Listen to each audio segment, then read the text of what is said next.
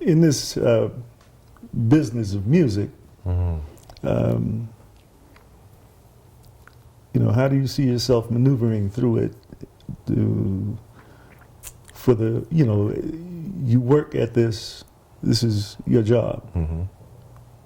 So, any challenges? Absolutely. What are they like? I think one of the things that I personally struggle with is I don't believe that there is the appropriate appreciation for the artist as it relates to the art form. I think people love to hear music, but I think also people don't appreciate those who provide the music that they're listening to. There's a disconnect between the art and the artist.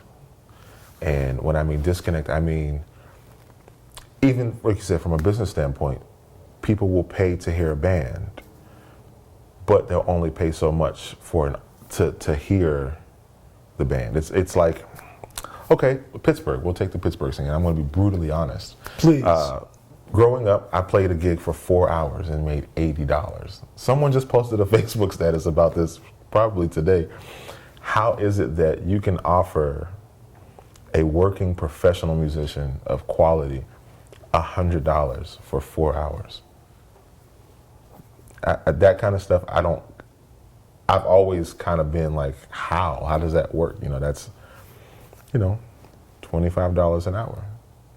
But however, it's a long time to play some music. 4 hours is a long time to be on a gig, man. And so, I've always tried to, since, being somewhat of a band leader in some situations, I've tried to be more mindful of that, people have bills. Musicians, just because we're musicians, that doesn't mean we don't have any less bills than someone else.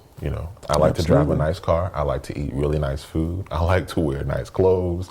Like, someone who goes and works on Wall Street. Am I saying that, musicians, every gig should make Wall Street money? It would be nice, but is that the reality? No.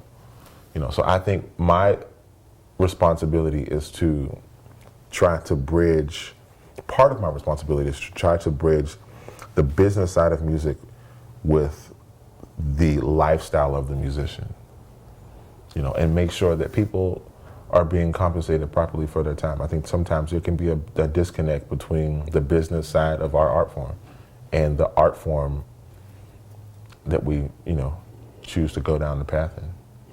I appreciate that. And, in my head, you have to stand for something. So,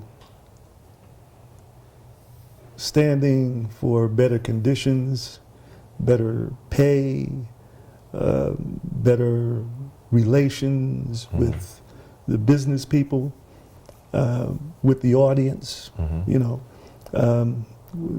When you first started describing your condition, the first thing that came to my mind was the fact that many people will be in a room where the music is being provided for their uplifting, and they'll be having loud conversation. Yeah.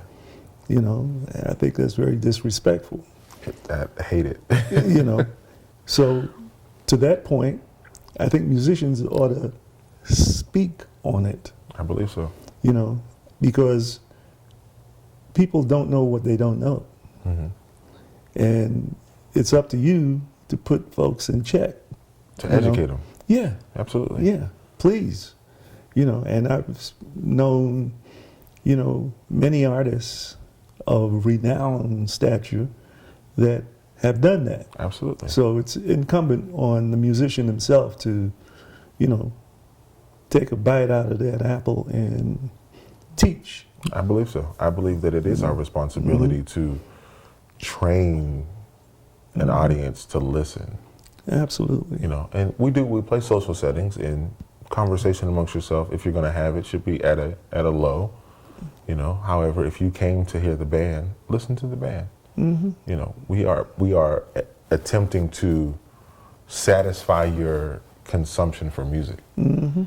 You know, if you wanted to not talk over a band, there are a host of other options where there is no band, and you can talk until your lips fall off. Sure enough. Sure enough. However, I don't go to listen to a band and choose to talk and have a loud conversation.